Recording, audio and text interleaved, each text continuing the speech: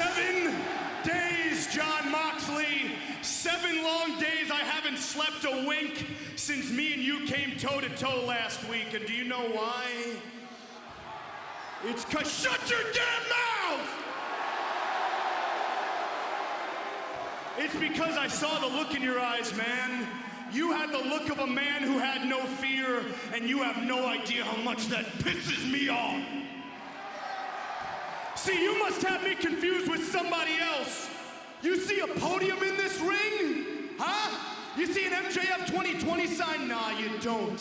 Because I'm not the same kid I was the first time you and I crossed paths, John. Not by a long shot.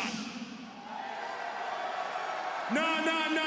Because I ain't playing a character, John. You are.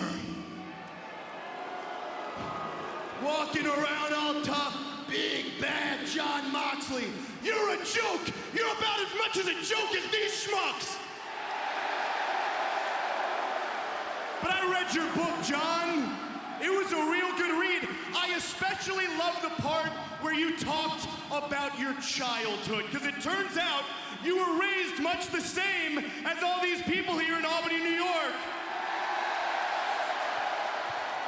Uneducated, poor, white trash scumbag from the sticks. And you got bullied, didn't you, John? Cameraman, get in the corner. And you got bullied, didn't you, John? You got beat down, you got your bicycle stolen, didn't you? And when stuff like that happens, it forces men to put on a front. And it works, John. You built a great character. That's why these morons chant your name every week.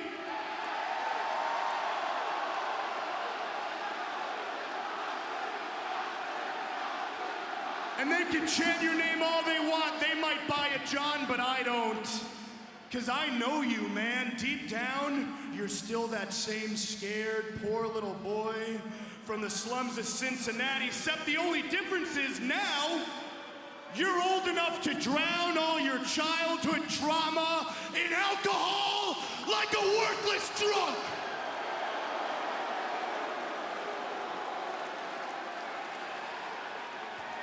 But I'll give you credit, man.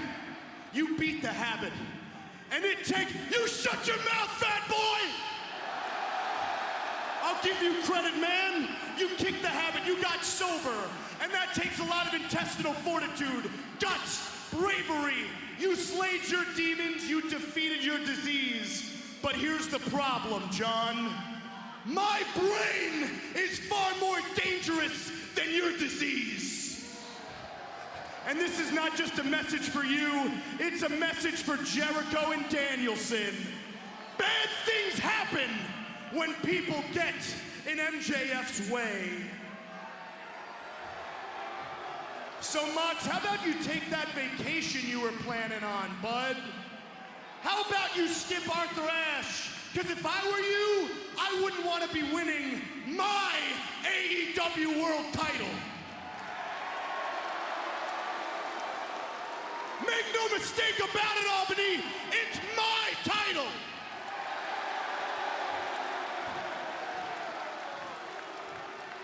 You know what, John? When you came back from your little stint at rehab, you told a story about a demon. And that demon, it hanged over your head like a black cloud, and it was in your ear, and the demon told you that everything you've earned since you left those slums of Cincinnati, you don't deserve it.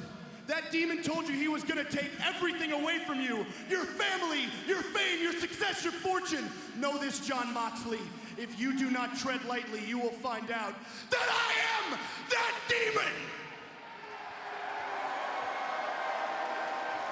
And I'm a demon you can't slay. Now, Albany, let's get down to business. Not that that's something you can understand since you're all poor. A young group of gentlemen helped me procure my chip in the casino ladder match. All these men all come from different walks of life, and yet they all share the same goals.